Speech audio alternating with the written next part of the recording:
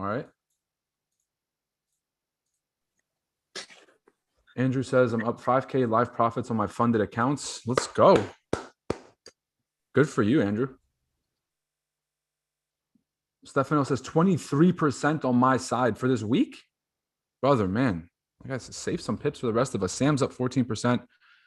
Taylor's up 10%. Good stuff, guys. Good stuff. If you're up double-digit percentages, this is when you guys would want to consider not giving those profits back to the market, and not even giving the profits back, but not risking the profits back in the market. That's how I want you guys to be thinking about trading. Is as a professional trader, you have to look at risk management first, not just how much more can I make. A gambler sits at 10% profits and says, you know what, I can get up to 20. A risk manager says, I can walk away with 10 and guarantee this 10. Right? You get 10% a week. That's about 47% if you compound it. So that's a pretty good month. If you guys are up double-digit returns, keep in mind, locking those in is how you become a profitable trader. If you continue to lock in those wins every week, you're going to check at the end of the month and say, well, shit, my 5%, that 7%, that 3%, and that 4%, they all added up. And I'm up 20% for the month, which is better than what most hedge funds do. Just to keep, give you guys that perspective. Natalie says she's up 28%. Oh, let's go, y'all. Damn. All right, having a rough week for not sticking to my analysis on the higher timeframes, but influenced by smaller timeframe movements, and I'm down 6% this week. Well, that's fine. You can always bounce back. Keep in mind that while, the same thing that you ask yourself on the profitable side is the same question you have to ask yourself when you're down a certain percentage. It's like you can take the next trade and make up the 6%, but how much are you willing to risk? Are you willing to be down 8% in order to make that happen? So walking away is also a great idea, so you can review all of the trades that you've already had, take some lessons away, and make sure that you can dig yourself out of the hole the next week. Brianna says she's a new member. This is the first Zoom and she's excited. Brianna, welcome to the team. Excited to have you with us. All right. Now let's jump into a few things. I want to show you guys the fundamentals because there is some news today. I believe Jerome Powell, head of the Federal Reserve, is going to be speaking. So let's see what that looks like.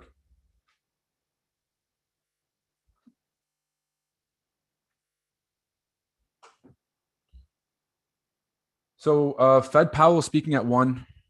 We already had some USD news, which is the unemployment claims came out a lot higher, which is 10,000 more people applied for unemployment benefits than was expected.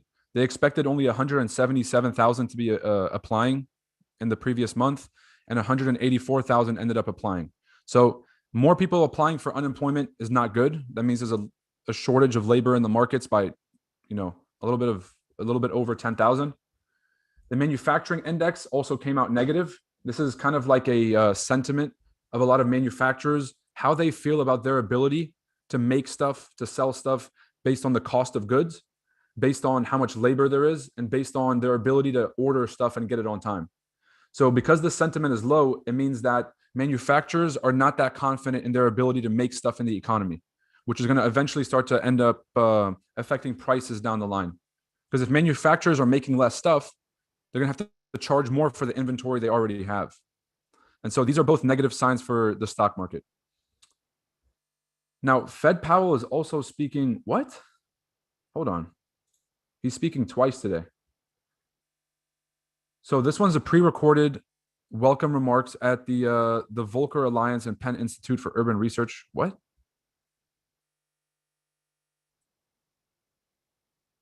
Okay, so this is a pre-recorded message for a university talk. The second one is, this is the big one. So the IMF and the World Bank, those are the two kind of like central points for where everybody in the world kind of puts their money together and decides on what to do with this money. You usually give it to aid for some of the struggling countries. They're going to be having a huge discussion. It's called Debate on the Global Economy. So you have the three most powerful financial institutions in the world talking at the same time at 1 p.m. So most of the way that big news events work, guys, just so you guys can understand manipulation in the markets, market makers will figure out that there's news at 1. Then they'll basically look around and say, where are most of the traders positioned? How are most of the traders positioned? Right now, I can tell you guys, everybody is short. Netflix was down 25%. The earnings reports for all of the stocks in the NAS 100 index came out negative. And so everybody is looking to start shorting these markets. So what we can expect is a manipulation move to the upside first to swipe out a lot of the sellers, and then we have that push to the downside. So up until 1 p.m., I feel like there's going to be some manipulation. We're going to get a huge push up, and it's going to kick out all the short sellers. And then we're going to have a massive crash right before the news event or right after this news event. So let's jump onto the charts and see what we're looking at. So I'll do my whole thing. If you guys are watching this on YouTube, if this is your first time on the YouTube stream, welcome to Chartaddicts. My name is Roy Dunya. I am the co-founder and CEO of Chartaddicts, the #1 personal coaching service for traders worldwide. These YouTube streams are made for developing traders and experienced traders to come and get a different perspective on markets and to come trade with people who understand these markets on a different level. So because I've been trading for so long, I've grown to understand market movements, and specifically NASDAQ 100, because this has been my focal point for the past 2 years. So you guys are going to learn a lot about how to trade markets.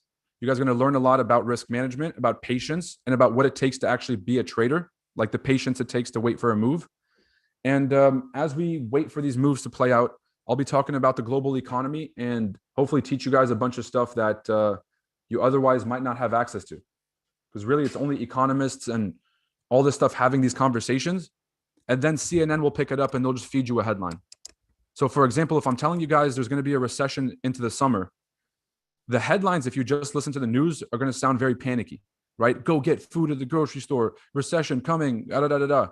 From a trader's perspective, every crash or every crisis in the markets gives us an opportunity to make money, a significant amount of money, because that's where the most volume comes in.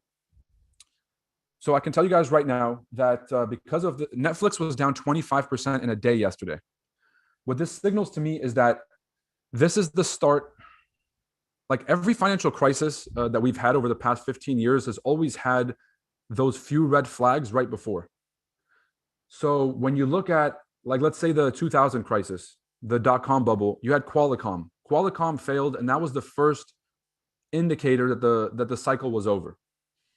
In 2007, I guess it would be Bear Stearns, right? These are some of the largest institutions that people thought were going to be the Google of their space, and they ended up crashing.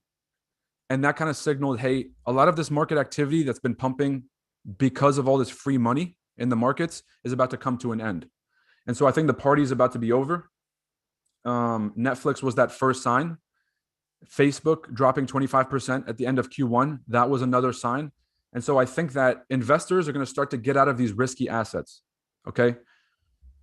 Risky assets are things that, like, okay, here's the crazy thing about Netflix's business model is most people don't actually realize they're paying for a Netflix subscription until somebody reminds them. So what happened with this Netflix thing is a lot of people found out that they were paying for a Netflix subscription after it started to drop 10, 15, 20%.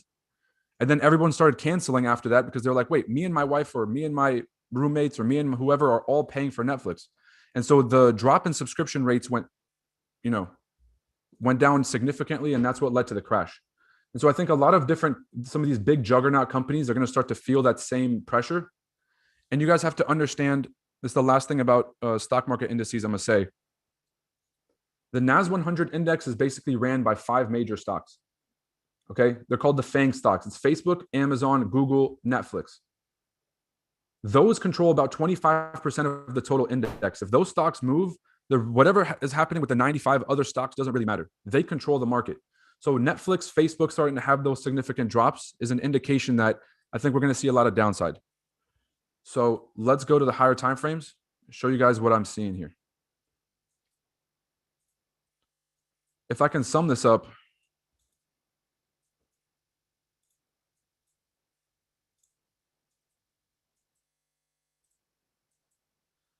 this is NASDAQ on the higher time frame.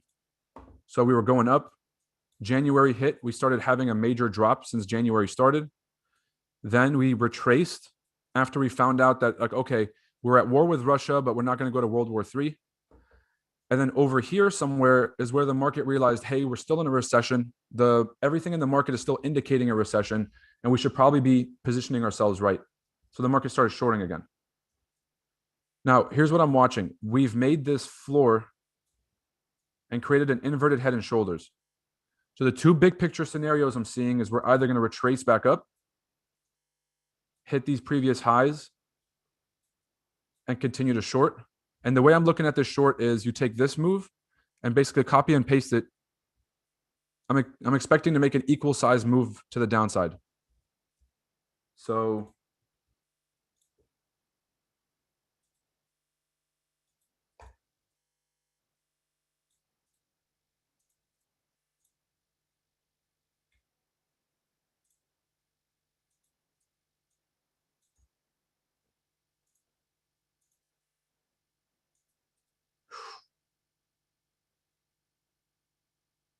oh shit.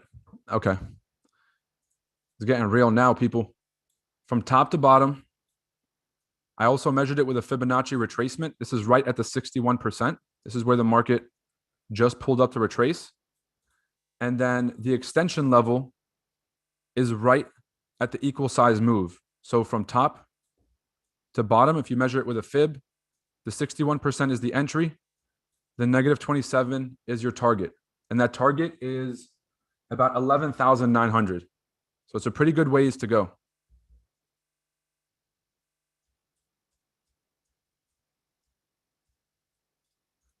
Now let's look at some key levels and let's see where we are in the overall market. Higher time frame, we have this resistance area that we're now testing as support.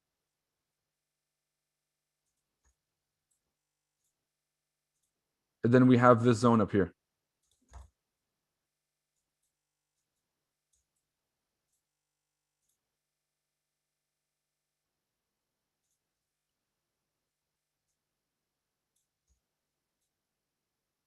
And this is the next area of interest.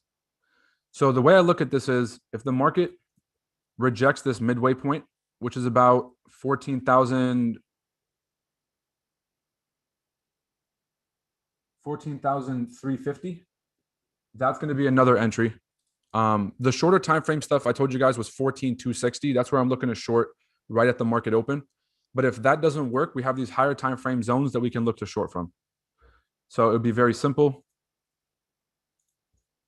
We can draw a fib from top to bottom from this most recent move. And there's two ways markets can move. It's either a shallow retracement or it's going to be a deep retracement.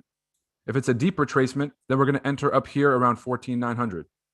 If it's a shallow retracement and it doesn't break this zone today, like at this market open in the next 30 minutes, we're going to look to short right here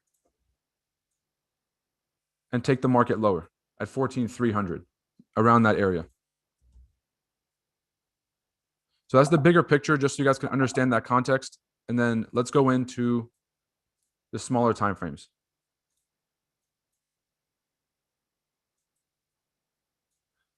So over here, we have a range.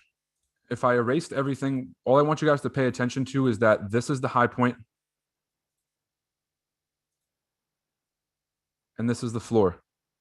So as we inch higher towards the ceiling, we're going to be looking to short. Everything up here is a potential sell area. Everything down here is a potential buy area. So because the market's ranging, we have a pretty good strategy of what we're going to do. If the market violates, then we can just wait for a pullback and then go long on the breakout. So it's very simple. I'm looking to short the resistance up here. If we break above, then we can look for other moves. So any questions on NASDAQ? To me, this is pretty straightforward. This is pretty straightforward.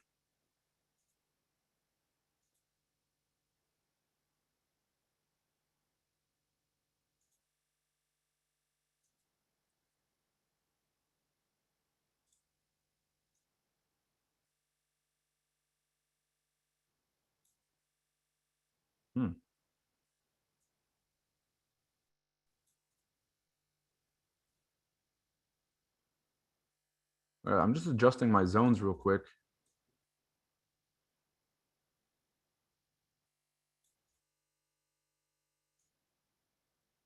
Yeah, that makes a lot more sense. Okay. So it's actually 250. It's a little bit closer.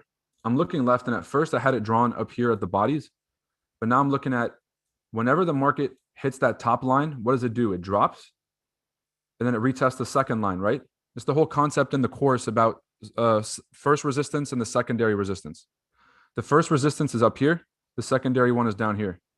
So then I'm looking at it again. When we hit the top line, it drops. Then it comes to retest the second zone. This short was off the second zone. And so we've already had a main drop off the top line. Let's see if we get a retest for the second zone. That's around 250 or 255. All right, 14,255, looking to short from there.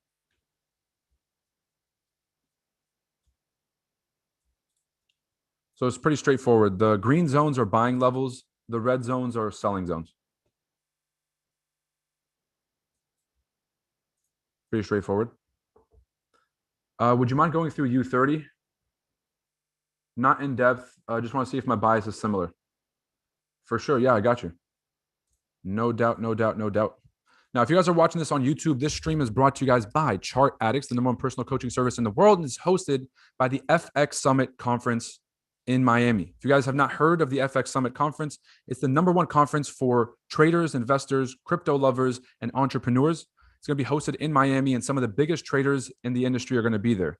We have TradingView, which is the platform that we're using. We have Oanda, which is the quotation provider that we're using today. They're all going to be coming to speak to us about the industry, to speak to us about their perspective, how they built this stuff for us, how they feel about us using it, and some new things that they're planning on implementing. So if you haven't already grabbed your tickets, fxsummit2022.com. You guys can go check out all the details and grab your tickets before they're gone. We're about 20 days away. So grab those tickets before they're gone.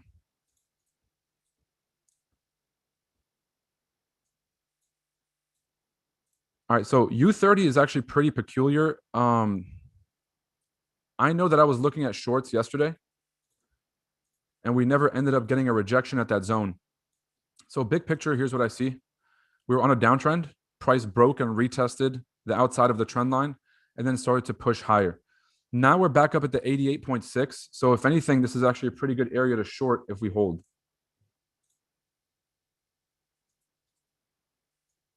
So do not just automatically short. Just like I say every week, here's the confirmations that you're looking for. You want to wait for price to spike up. Okay, this is where most people will lose their money. You will not be there because you're on the stream. Congratulate yourself.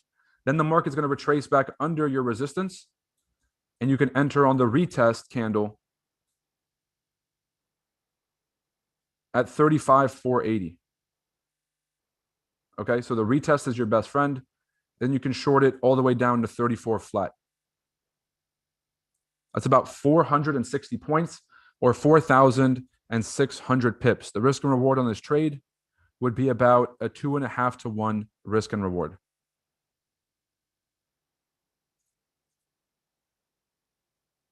Cameron, is this the same bias you had or what's up? The Golden Child says we outside next month. Look, guys, it's going to be like, I don't want to hype it. The way that we've been playing this event is we're trying to under promise, and what we're going to do is over deliver. But it's hard for me not to get hyped about how big this event is going to be and how much knowledge is going to be there. Unfortunately, I won't be able to make it. Summit. Hey, yo. Unfortunately, I won't be able to make it to the FX Summit this year. Will it be live streamed or recorded? We're going to do our best to record it. The quality, I just want to make sure that we're not going to release anything where the quality is not there. The quality takes away from how like the event actually felt and how it actually was.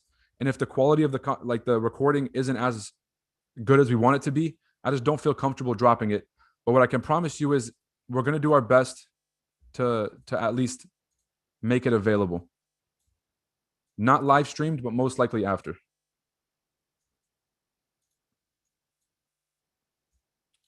Shit, we might launch it as an NFT. Who knows? So 9:30, the market just opened. So we're right on track.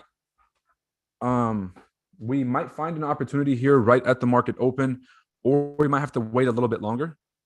So right now, because price is pushing up aggressively, I want to see us reject this zone as soon as we get up to this area. So that's where I'll be looking to take my first short position. If we lose the first trade, I'm going to risk 1%. If we lose the first trade, then we'll see if the market's going to break above, come back under, then we could try again on the retest. All right. So I'm getting ready to short this thing now as it gets up to my zone.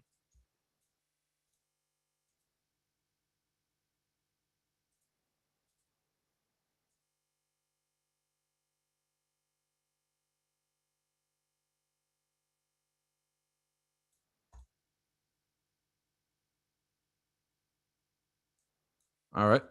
So I have not entered any short entries yet. Give me 1 second.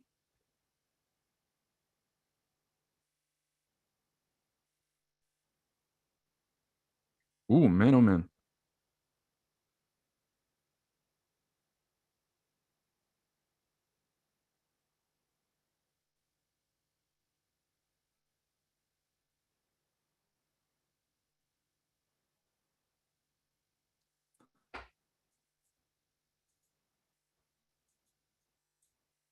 All right, I'm gonna take a small short position here at the market open.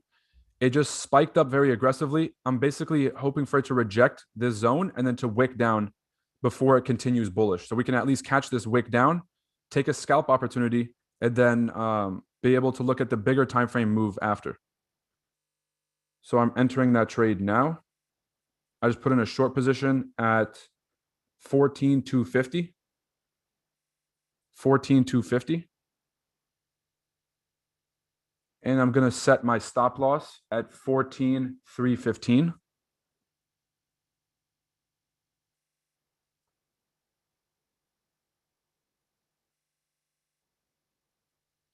Now, keep in mind, because of the news coming out later today, like I said, this thing might continue aggressive up until 1 p.m. So, like I said, if this 1% trade doesn't work out for us, then we can look for some other opportunities after. This is just the first trade of the session that I'm taking, a scalp opportunity at the market open to catch this wick back to the downside.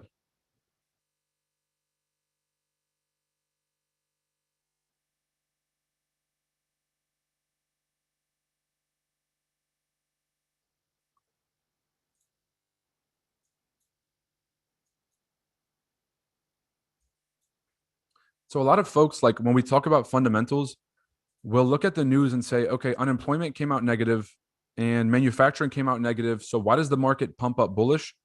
This is what I mean by the market makers are not here to help us make money. The entire objective of the people who operate these markets is to try to take advantage of where they think the market players are going to be. So sometimes when there's high risk news days like this, they'll push the market higher, they'll kick out all the short sellers, and then they'll eventually make their move. So if this is one of those days, it's very simple. We just don't overtrade, don't give them the opportunity, and we can always come back and make our money back. The most important thing about trading is that you're risking a specific percentage on your trade. If you're not, you're kind of gambling. Not kind of, you are gambling. So you have to risk a specific percentage on the trade. And whatever you're looking to make on the trade needs to be at least double what you're risking. So if you're risking $1,000 or $500 or $200 on a trade, you want to be looking to make double at least. Because the way that works is if we lose this trade, and let's say you're risking 200 bucks, you'll lose the 200.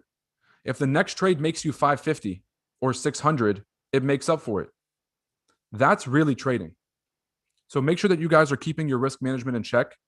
A lot of people, they get emotional over losses because the risk isn't there. They're over risking. They don't really understand how much money you're putting on risk in the account. So a loss should just be like, okay, here's what happened. I'm going to go back and review it later. Is there another opportunity I can look for to make my money back? If not, then just leave the market alone.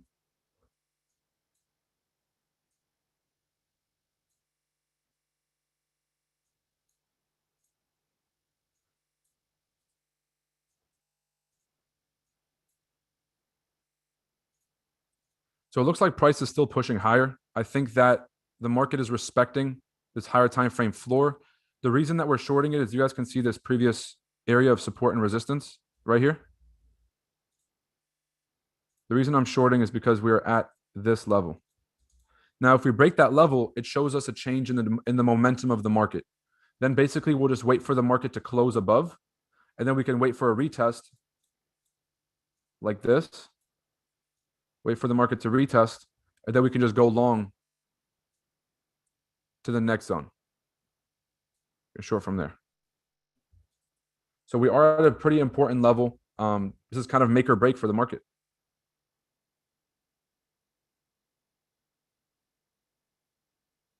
Now, I'm not going to lie to you guys. I am holding a little bit of drawdown on that trade. Let's see if we get the rejection at the market open or not.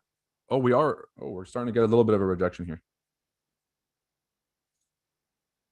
Let's see. Let's see. Let's see. Let's see, y'all. Let's see. I got these positions on. I'm holding a little bit of drawdown on both. I'm seeing a little bit of rejection at the 88%. Now we just need some type of rejection. We need this candlestick to close with a wick. If it does not close with a wick and the solid body closes above the red line, I will close my trade. All right. We need to see it reject and close back below this red zone.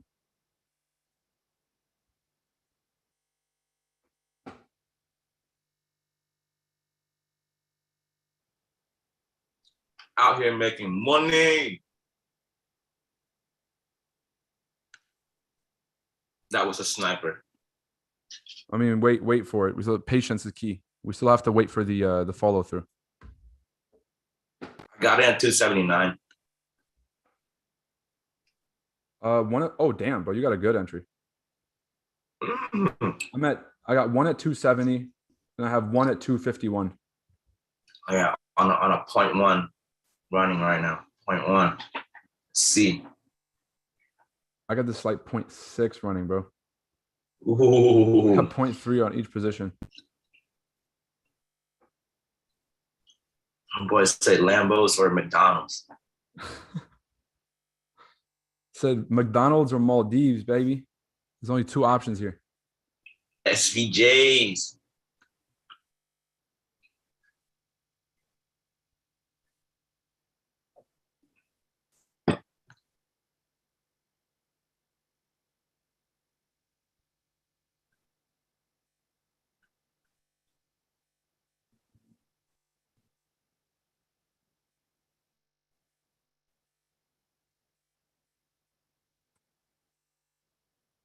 Oof. She's still pushing, man.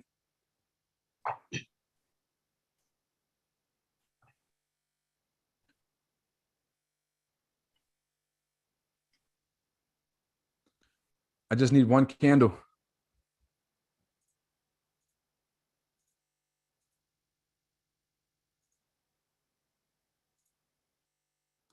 All right. If you guys are watching this on YouTube, welcome, welcome, welcome.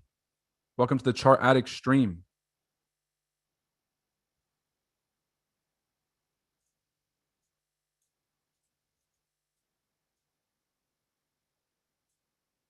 So this is literally the same exact price that we shorted yesterday at the for the signal. Yesterday's signal was at 285.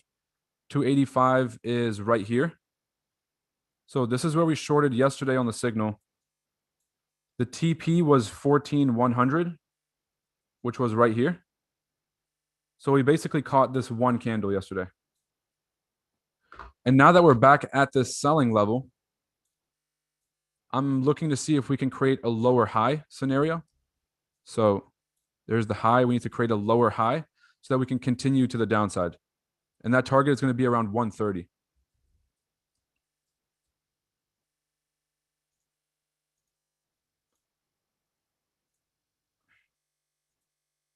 Now, this is the smaller time frame, but smaller time frames tend to give us a pretty good indication. Price is forming support at this resistance. And since we couldn't close below, this is not a good indication for the sellers. We need to see candlesticks start to close below the zone to confirm the shorts.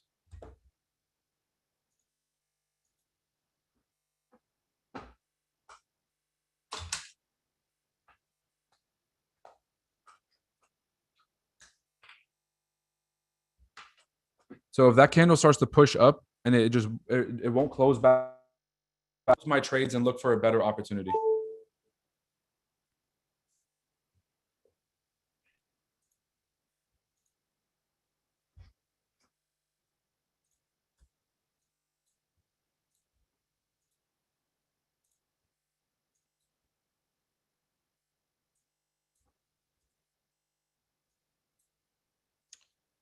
A little bit of patience goes a long way. A little bit of patience goes a long way.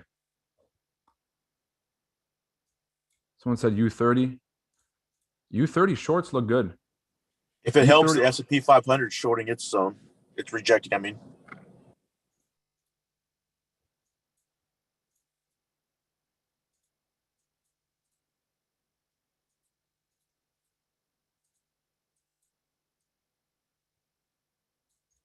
Oof.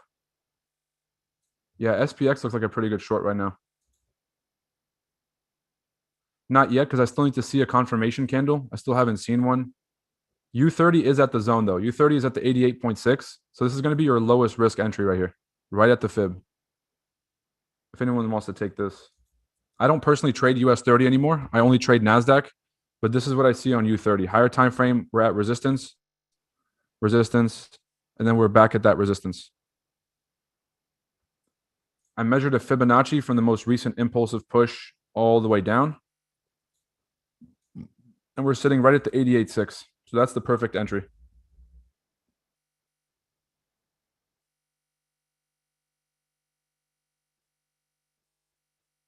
I still got my eye on NASDAQ to see if we're going to break back under.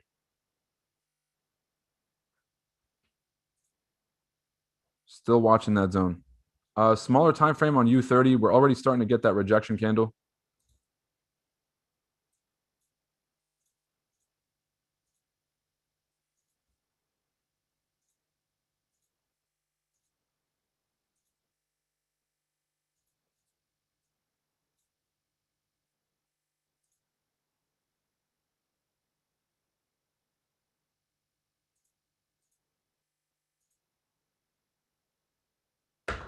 Yeah, if the 30-minute candle or the 1 hour candlestick closes below the 88.6, then I would take the short.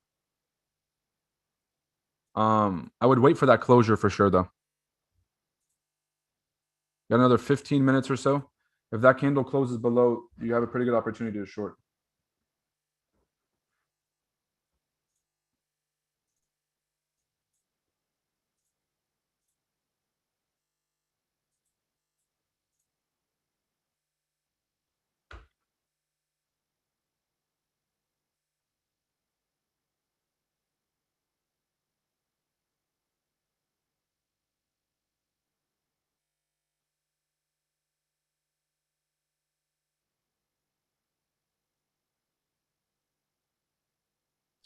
Might have lopped another one in there.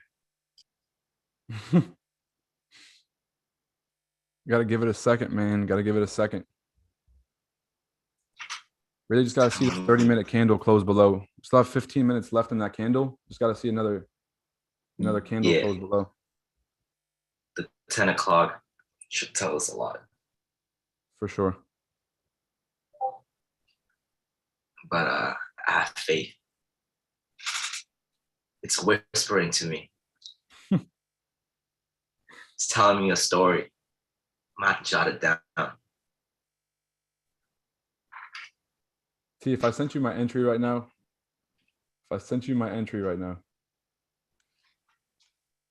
Bro, I was. Oof, finally out of drawdown. Hey, let's go.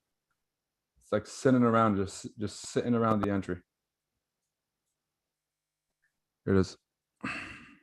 All right, I'm finally in blues on those both of those positions. Probably gonna close the lower one, the worst one, and just hold the better one. That's me as well. Let's go. Let's go. My guy. If you didn't believe me, I took a buy this morning as well. I got 1,000. The buy, the pump. At the market open down here. Right there. Right there. See the price? 1,000 pip right there. 0.01. It's $103. Sheesh. Now here's the thing. All this support getting formed is not good. We have to break this. We have to break below 247. Until we break below 247, it's all just noise. I like that. I like that. Next fib is 78. It's like Yep, that's where we're most likely going to get caught. 225. So at 225 is where I'm going to protect the trade. Right here. I just needed to close below. Yep. That closure below is everything. Let's give it some time. That's what it is, man. Look at that. It's only been 20 minutes since the market opened, if you can believe that. And we're in blues. We're in blues.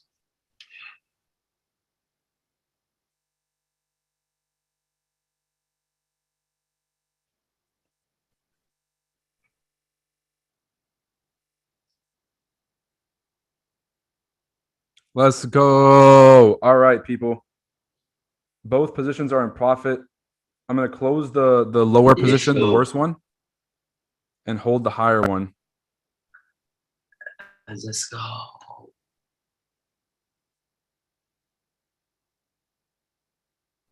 Boom. All righty.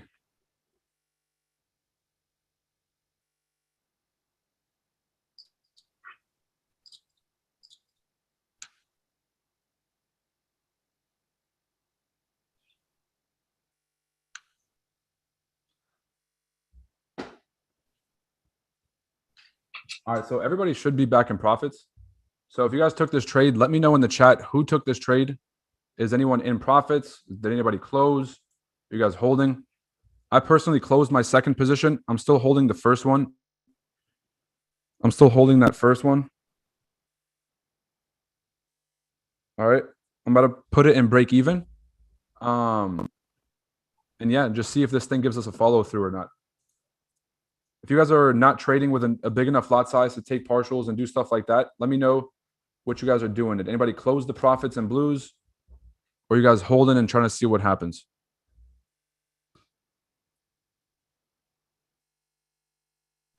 Anthony says NASDAQ is oversold on the 15 minutes as well. The RSI is overbought. So is it oversold or overbought?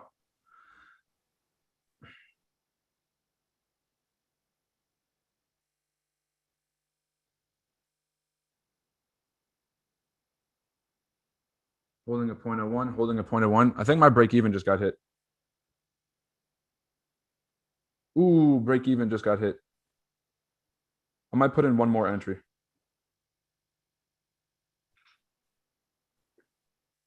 I'm going to put in one more entry and just hold this trade open. See if this thing plays out. Luckily, my entry is a little higher, you know. Get out of here, bro.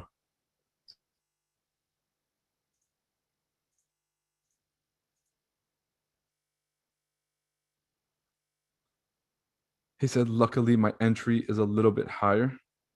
This guy.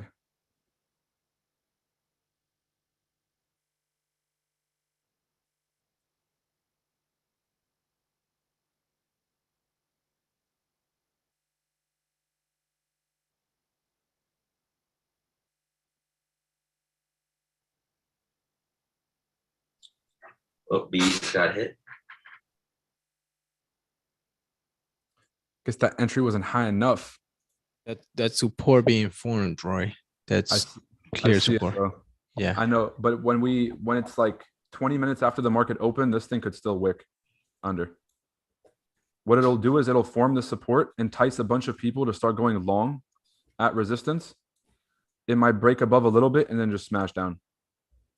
So long as it's at resistance, I'm still looking for shorts. Once it breaks out and fully breaks out, that's when I admit, okay, buyers have taken the direction. But I've seen it whipsaw so many times that until it breaks the zone, I have to stick with the original bias. gotcha. Gold is selling big time, bro. It didn't get to my damn entry. It was like looking 1950. It damn goddamn near the like 8 pips away from it. I'm waiting for that 1 hour close. Be patient, Stefano. Yeah, of course. I got my limit. 1950 is a limit. 1950. So we'll see. Yeah, clean double top right here would be awesome.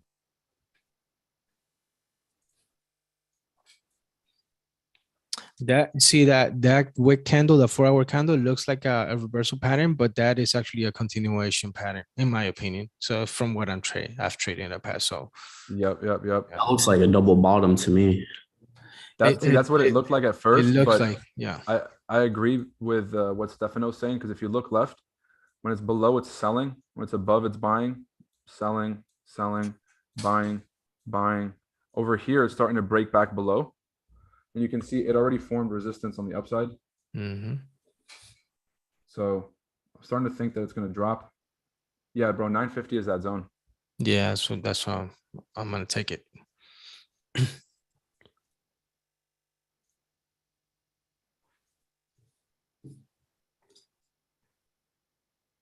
1932 target one.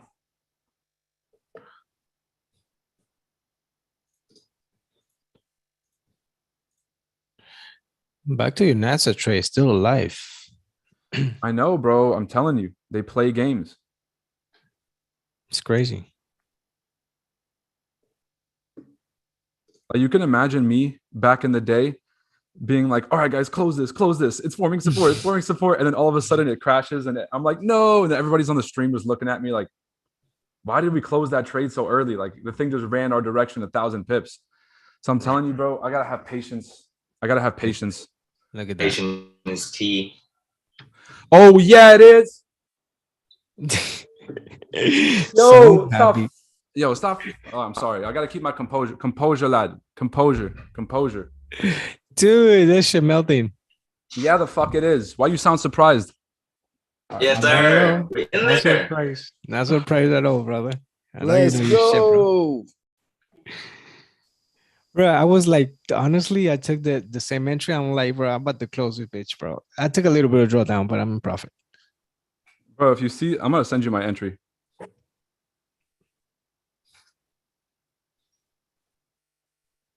Matter of fact, I'm going to post this on Discord so I can pull it up on this chat. All right.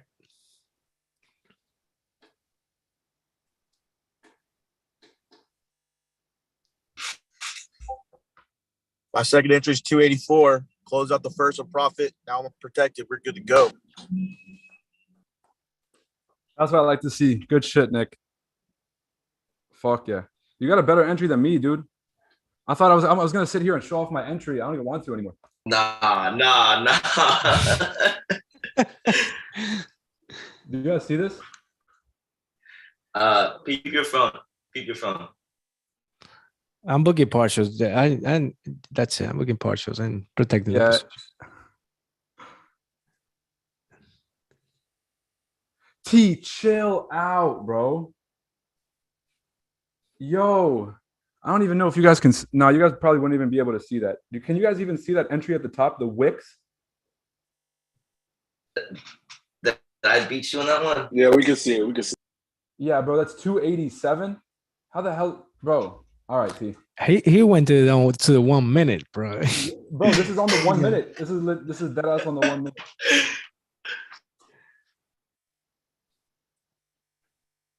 All right, we're getting some kind of follow through.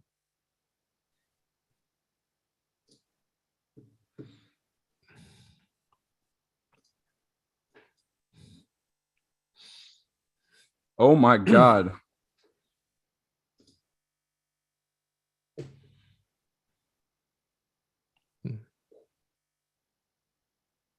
Clean double top, bro. I mean, that area was a selling zone for sure. So hard not Bro, to take that's that. the candle. So now that we're at the 78%, y'all, this is where you'd want to take some partial profits, because if the Take market partial. if the market is going to hold somewhere, it's going to be here. So secure partial profits here at the 78 zone. All right. You've already hit that first target. And put that thing in BE. 37 points, 360.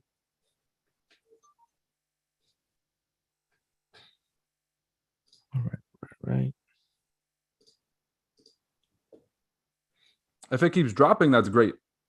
Don't get me wrong.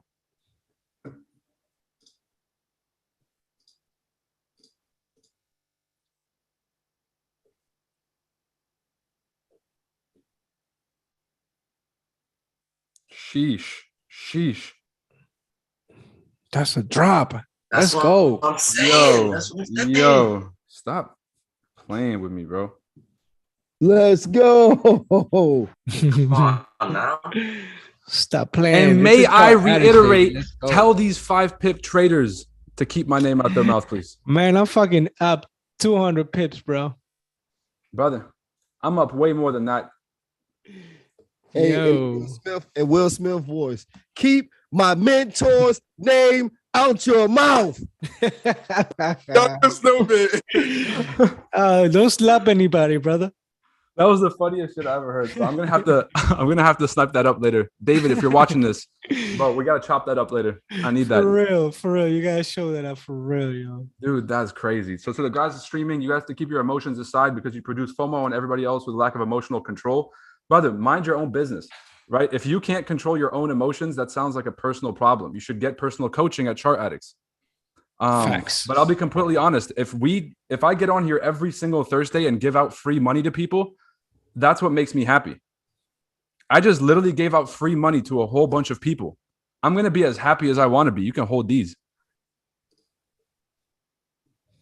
He said, stop FOMO, guys. Look, yo, I'm humble in defeat and I'm humble in victory, but I'm also going to talk my shit. Talking your shit is not a sign of like a lack of humility. It's really just a sign of self-awareness. If you guys are on this stream every week, this is our 7th week in a row winning trades on this stream for free. 7 fucking weeks in a row, every fucking Thursday. That's insanity to me, right? So that's not me being a lack of humility when I talk my shit. It's really just a sense of self-awareness that we really do this. I get on other people's streams, guys. I get on other people's streams. I'm trying to see what's going on in this industry. Let me tell you, this is a different game over here. This is not 5 pips on GJ. This is not 7 pips on GJ. True. They ain't doing that, bro. Like me too. Just out of curiosity, I get on people's streams and be like, "Yo, what is this? Like, come on now, like." It's and I feel like, goddamn, are they really doing this? And we doing this, bro? Man, it's crazy. Look, it's a skill level difference. It's a huge skill level difference. And Jessica said this on our podcast together. She said this really, really well. A lot of people out here have a big amount of capital, and they're not trading a specific strategy and a confirmation strategy. They're really just like having anxiety in the market, holding these trades for like 6, 7, 8 pips. And as soon as they're out of drawdown and they're in a little bit of profit, they're just looking to close. They just close, yeah. Trading a well-defined high probability strategy is not the same as having anxiety in the market and then like, you know what I'm saying? And like hoping the trade goes your way and shit like that. So one time is luck. The first time we got on the stream and we did this was luck. The second time was luck. The third time was coincidence. The fourth time was like, maybe something's going on. Now that we've been running this stream for over a year, a little bit over a year, and we've just been winning and winning and winning, at this point, it's time to notice that it's skill. This is not luck. So talk your shit, folks. I'll let y'all know. Yo, Roy, can you go to gold real quick and to the 30-minute time frame? Brother, I'm out here in shock and awe. In shock and awe at this trade right now. Yo, that's these numbers, bro. I'm ready for Miami. Guys. Yo, if you're a Chart Addicts member and if I see you in Miami, it's drinks on me. All right. You guys heard it here first. The drinks are free. We pay for it. Recording this, I'll remember that. No, I'm not talking about at the dinner and all this stuff. I'm talking about at the like if we just go out like to a random spot, or if we do something at like one of the Airbnbs after. I'm telling you guys, it's gonna be crazy. I'm gonna keep you accountable for that, brother. Nah, I know you will. Bro, I'm about to take 1 short 1% on gold. That's just me. You guys you couldn't pay me to trade gold. I'm short in gold. I'm take 1%. I enter at 1945.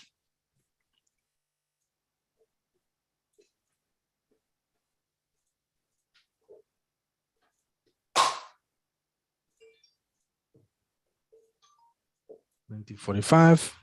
That's my limit. Just hit.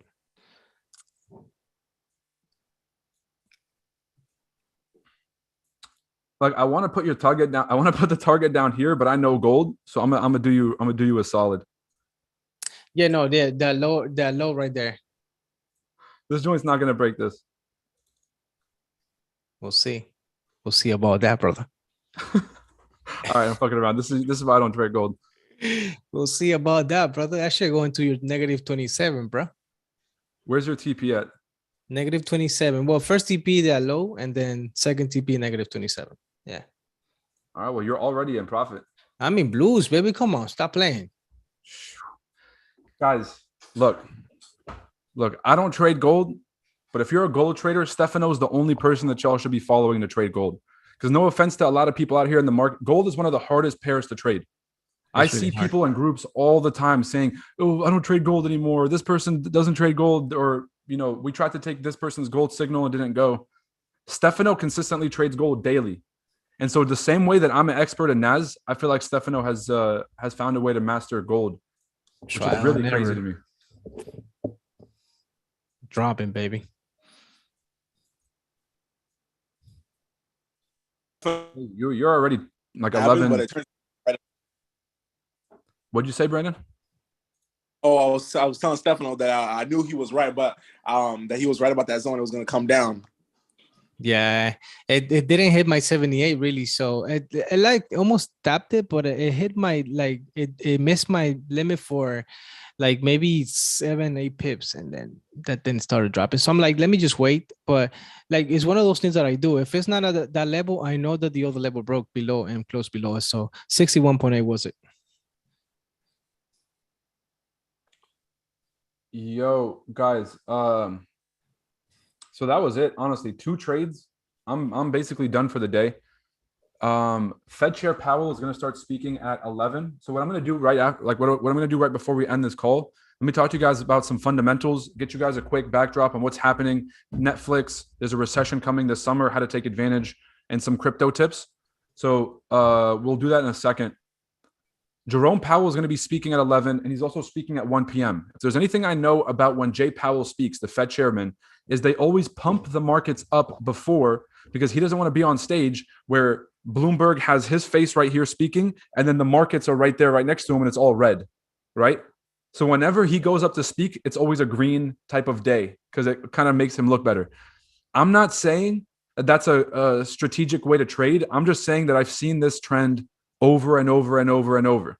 So don't be surprised if we flip back bullish around that 11 a.m. or around that 1 p.m. mark right before he speaks. And then as soon as he gets off stage, we continue shorting. All right? Keep that in mind.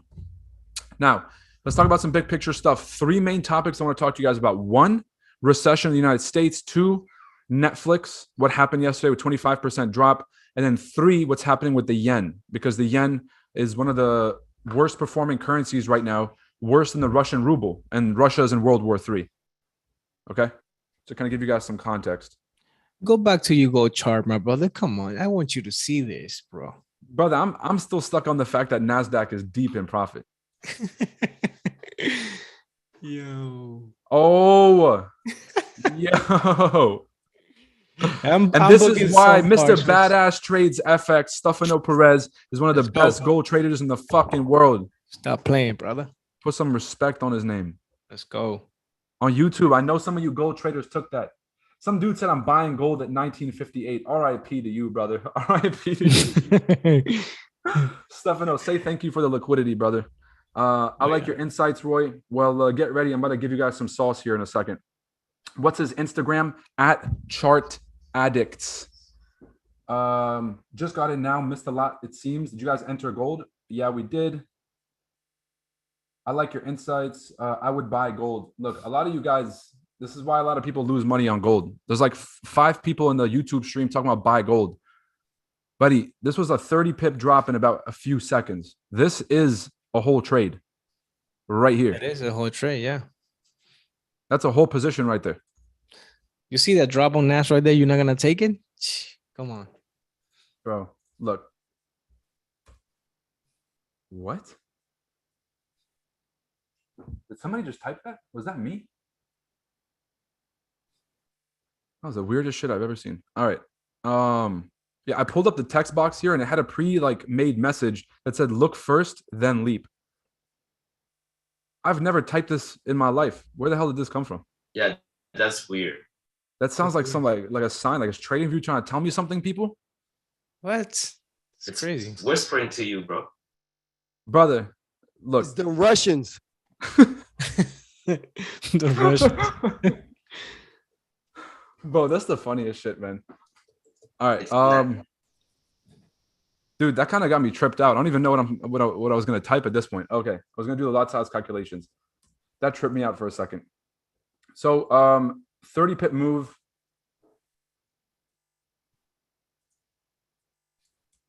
300. 3,000.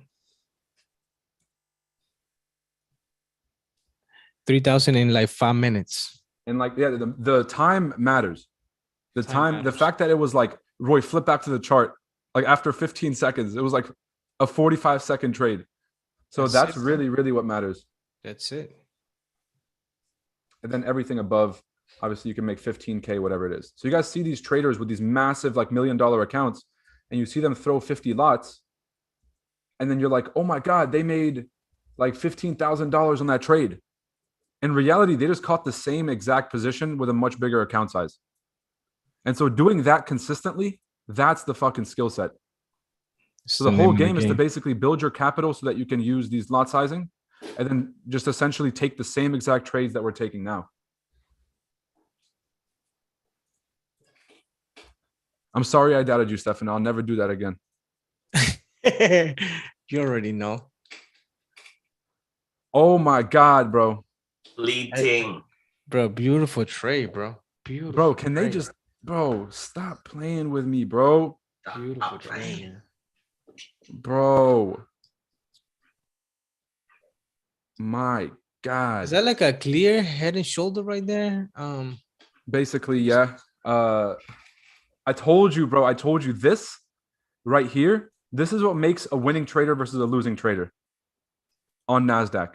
That little, like that 3 minutes decision or 10 minutes decision, bro, that little bit of time is where I lost all my money and where I made all my money. I'm telling you guys, that's a deciding factor between a successful trader and a successful indices. That's why if you over leverage, it's gonna like, that's what makes it so hard. Because holding this, if I was over leveraged, it wouldn't have been possible. But because I was leveraged properly, you know. That's what's wrong with a lot of people and a lot of traders. They it's not their analysis, not their technicals or whatever. It's just that it's risk, mainly risk. Like people over leverage for no reason, and then they wonder why they're not able to hold their trades. You know, but if you are like properly managing your risk, then you'll be able to like calmly hold your trade and wait for it to develop. You know, like you just did just now. So it's one of those things. You know. There's two sides of it. One is like you said, like you have to wait for it. Well, you have to wait for it to develop, but the first part is you have to wait for it to get there. So Right. while the market was pushing up, like the old version of me, like when I was younger, I would just start going long here, just trying to chase the momentum. And that's what happens is the more aggressive it gets and it starts to break out, everyone starts to load up here. The whole thing I teach in the course is this is the discount and this is a premium. And premiums is where market makers look to short. They want to short at expensive prices. But new traders, they always want to buy breakouts because they're momentum chasers. So as they buy the breakout, all the people that entered down here, they're getting out up here. And so it's like understanding that and waiting to see like until it breaks this high, I'm still short. Those kinds of things are really crucial.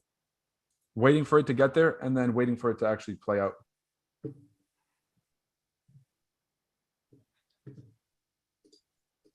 Roy, can I confirm that you waited till the candle closed below that red zone and then took the trade? Or did you take it at the top? I didn't take it all the way at the top. And so I'll actually tell you specifically. I took this red candle like right before it started dropping.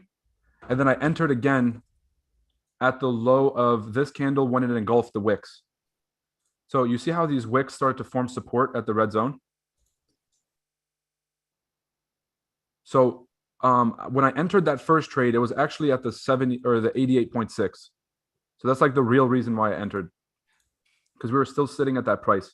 The second one, I didn't feel comfortable until we had broken below the red zone, and I entered off this candlestick here. So Got you. here and here. So the first one was a little bit more of a gamble, but it was a lower risk trade. So because it was so high, my stop loss was a lot smaller. And so I was able to just like, it's now or never kind of trade. The second one was more of a high probability because the market already confirmed that it was breaking through. And so the high probability thing to do is always wait for the confirmation. But the lower risk thing to do is to try to get your entry as high as possible so that your stop loss is smaller. Does that make sense?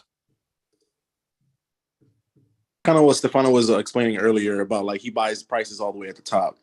Yep. Stefano is the wick master. Like he's the king of this because when you're a really developed trader, like Stefano's impressive because he's a very like decisive trader. And so when he sees a specific zone, he knows he has a few seconds to enter or else the opportunity is going to be gone. Because when it tests your Fibonacci level, it's going to sit there and test it. And then by the time it rejects, it's already too late for you to take the trade. And so entering as close to that resistance as possible is the key. And sometimes you have to be very decisive there. But there's nothing wrong with waiting for the push and then waiting for the pullback and getting a high probability trade. The only thing is that now your stop loss is higher because it has to be above here. So those are the two options you have to ask yourself. Oh my God. God, Jesus. Let's go. Bro, it's a mean trade, my guy, bro. Props, bro. I'm telling you. Look, I'm gonna be honest with you guys. Take This my is the hat last off for you, bro. No. damn. Look. This is the last YouTube stream I'm ever doing. I've been doing this for free for way too long. This is not fair, guys. Yeah, this it's is not fair. not fair. And just keep in mind, whatever YouTube community out there you guys are watching, whoever's hating, bro, we do this shit every day. Every single day, every You know? week, every day. We did this shit yesterday. Yes, that's This right. whole short. Yes, bro. Stop. Bro, Look at this has gold been one of shorts, the best bro. trading weeks of my fucking life. Look at this gold short, bro. Come up, bro. yo, we're giving money Yo, son, bro. No, I don't even know what to say at Yo. this point, bro. I don't even know what to say at this point. Well, don't even know what what you to say was this is the Bulls in the 60s, the 70s? We're Bulls in the 90s. Me and 90s? you are like Shaq and Kobe. I don't know what to tell you, bro. You could be with. Shaq and Kobe, baby. Let's go. Oh my God, bro.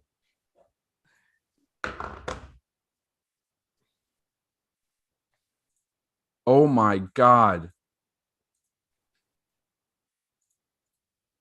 And the recession clock continues. Yes, sir. There we go. We had this short position from 260. This thing is already at 160. That's 100 points, 1,000 pips in less than an hour. Insane. Come on, y'all.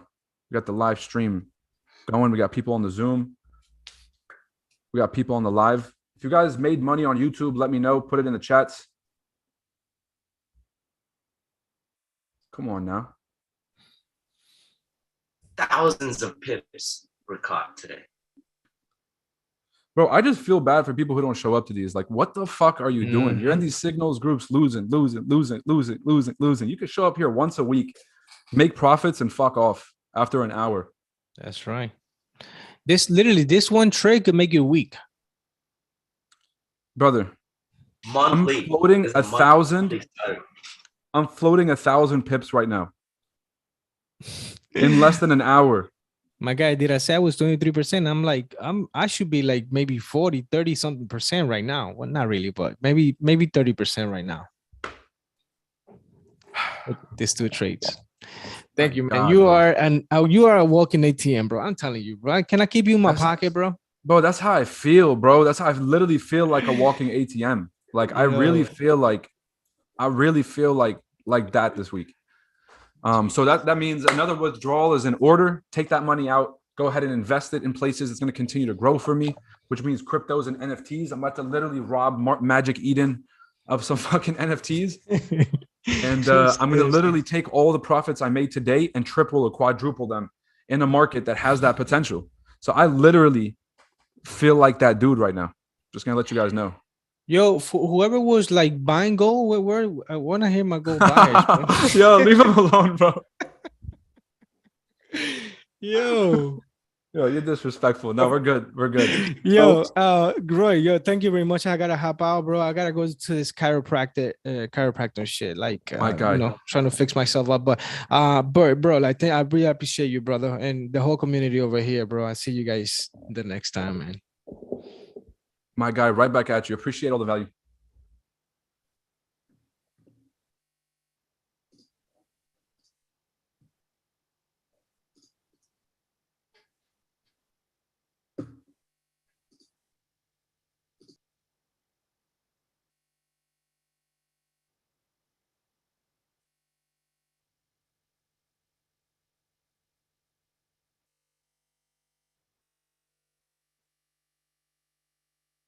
Said Roy's about to get him the Hellcat. You guys are funny.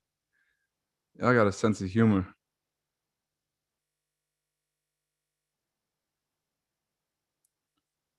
You know, sometimes people, I think to myself, like, if I just said fuck all this and just bought a couple Lamborghinis, maybe I'd get a lot more clout.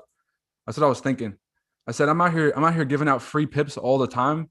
Maybe I should just buy like 3 Lamborghinis and just, you know what I'm saying? And just get a lot more clout. We'll post up this is like, I'm telling you guys, there's a real problem with people's priorities.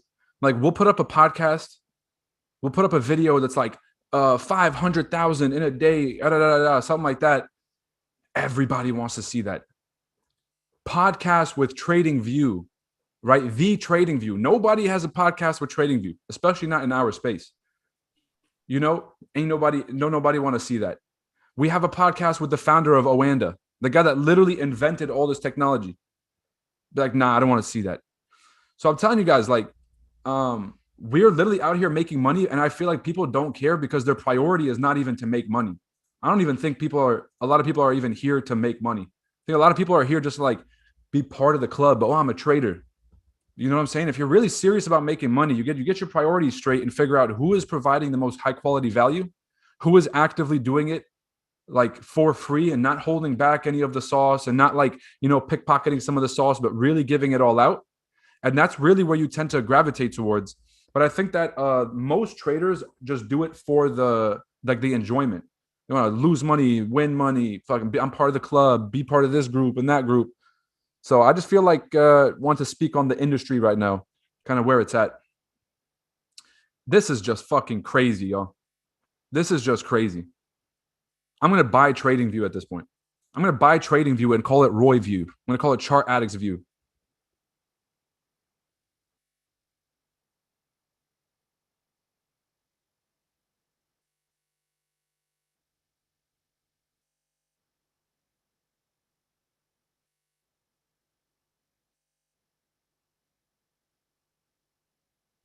Yo, bro, let me just say, dog, I'm literally halfway through volume 1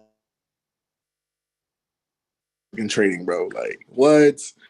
Well, you cut out. I haven't had a winning trade on gold for literally.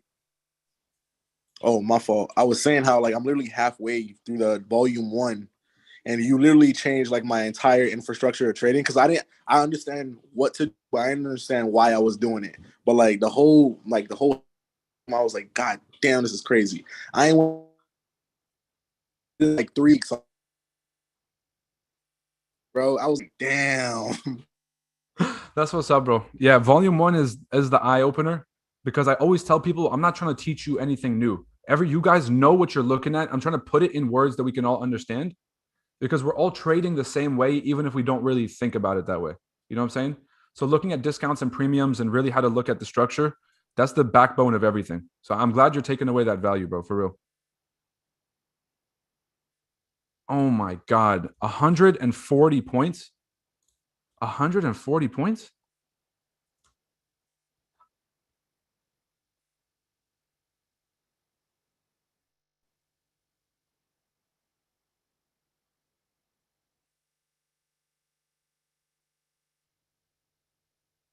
This is just honestly crazy. I'll show you guys. My entry was all the way up here at 280.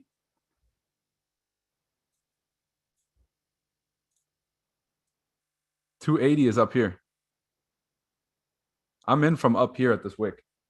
I just put it in the Chartaddicts chat if you guys want to check it out.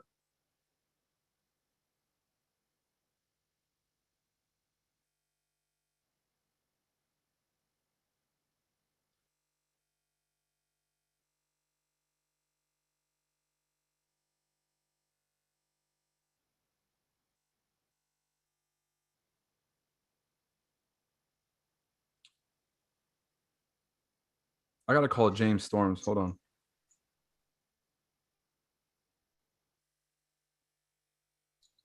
Probably lifting with Larry Wheels. Nah, he's back. He's back. Oh, he's back. Bro, first off, James, you're on a live stream, so don't say nothing crazy. But yo. I just sold you a 30, so I'm in the same boat here. But Bro, weren't we on that IG live? It's still up there on Instagram.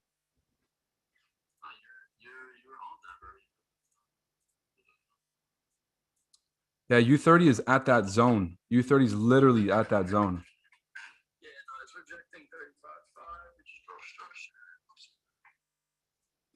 Oh, if you guys are on this, we got say what's up to James. James, it's the people. Still got some folks on here. People ate. They ate today. No full margin. They ate today though. If you're not full margin, you're not living. Say that again. If you're not full margin, you're not doing it right. This is brought to you guys by James Storms.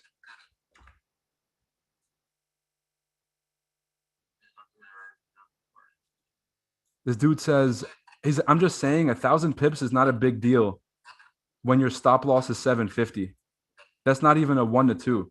First off, this is 2.6 to 1. That was the R&R. Y'all are bugging. Let it ride. Like, let's see how it ends. Just because you're only up X amount of pips doesn't mean that's where you're gonna finish the trade. Facts. But bro, we still got a long way to go. You can't front. That's the entry, bro. Like, I thought you said you were gonna sell at 280, bro. You should have sold at 280. Oh, I did. I shorted at first at 260. It dropped. We took profits, and then it came back to 280. We entered again at the top. Had to make that play. Definitely outside. Yo, let me call you back in like 20. Let me finish up the stream. All right, bro. Yo, all right. Great to see everybody. We made money today. If you're holding a runner, just hold this thing. You guys don't know what it could do for you. This thing could literally keep bleeding to the downside, and we could be in massive, massive moves. With all the news that's happening later, this thing might whipsaw around. It might give us another entry later where it whips all the way back and we might short again. But for now, I'm done for the trading day. I'm done for the week, honestly, maybe the fucking month.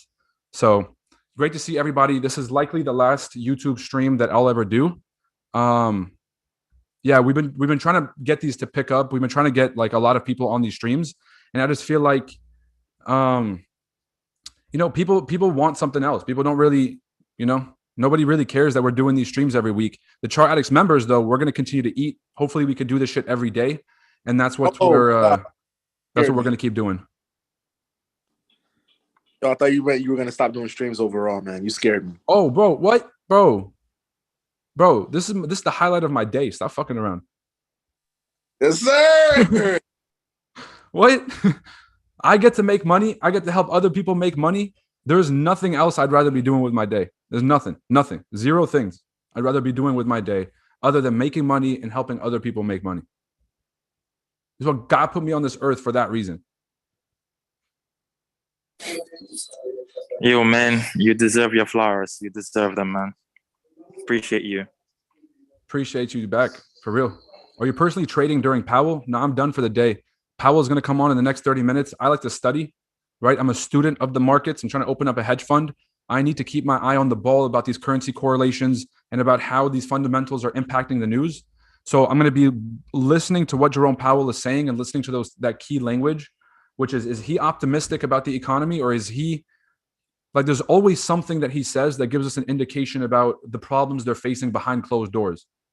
And I feel like, a recession is almost certain. So let me give you guys 5 minutes and I'll let you guys off. 5 minutes.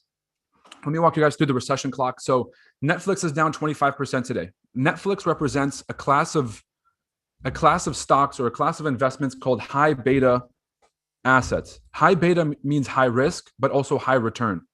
So Netflix is something that they expect to keep going in the future because we're heading into a digital future.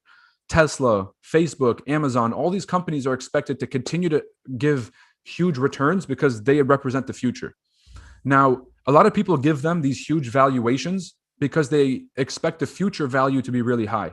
But today, they're not really making that much money. Their subscribership is going down. And so when reality sets in, people tend to dump these stocks. And right now, there's a recession clock currently running. And the markets are very aware of this. So they're dumping all of their high beta again, meaning high risk and high reward. They're dumping all their high beta stocks, and we're going to start to see a bunch of other names follow. So first it's Facebook and Netflix. Next, it's going to be Tesla and some of these other names. And so as we see this start to play out, they're going to drag the entire index down with them. And that's going to lead to a recession. The second big, that's going to lead to a market recession. A market recession. Now, the dollar is currently trading, not the dollar, sorry, the DXY. The DXY is like the dollar versus a basket of other currencies, a basket of the euro, yen, and pound, and some of these other currencies. The 99 level, and I actually found a really good analogy for this yesterday, is you can think about the dollar's health kind of like a human body temperature. And so 98.6, this region right here, this is a very healthy range for the dollar. If we have this, our trade balances are doing well. Other countries, they don't feel pressured when they're trading with us because our currency is too expensive, and we can have a much more free flow of trade, which impacts our growth. Now that we've broken above the 98 level and 99 level, we're sitting at 100.2. So if you had a fever of 100.2, that's when you would realize that you're sick and there's something pretty wrong happening. Now, the higher we go, the more drastic it gets. At 101, 102, now you got to go see a doctor. You got to go to the urgent care. If you're at 103, 104, this is time to go to the emergency room. And so if we get up to these areas, this is when the Federal Reserve is going to step in and they're going to have to turn on the money printer. When they turn on the money printer, it devalues the currency. That goes down. But all of this money that they just printed into the economy ends up going into the stock market. How do I draw a stock? I don't know. Okay, it's a stock certificate.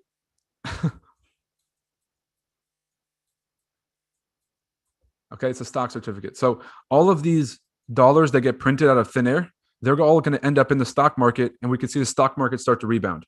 So we're going to go into a recession. The NASDAQ is going to continue to short. This thing's going to continue to climb higher. And at some point, maybe after the summer, around September or October, the money printers come on. The dollar comes back to a healthy range, and then NASDAQ starts flying again. Makes sense? So recession well through the summer. So short NASDAQ and make money, make a shit ton of money on the shorts. And then when they start the money printers back up, we're going to make a shit ton of money longing the equity markets, NASDAQ, SPX, and US 30. Clear? Does that make sense to everybody? Are we cool? Are we cool? Are we cool on that?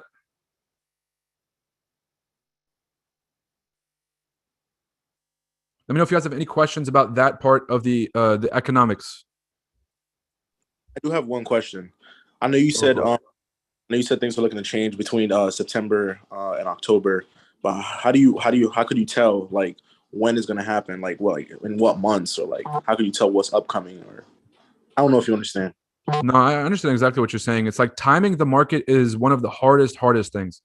And so that's like where I get my advantage, is because I've been studying for a while. I kind of have an intuitive sense about when the market's going to start moving.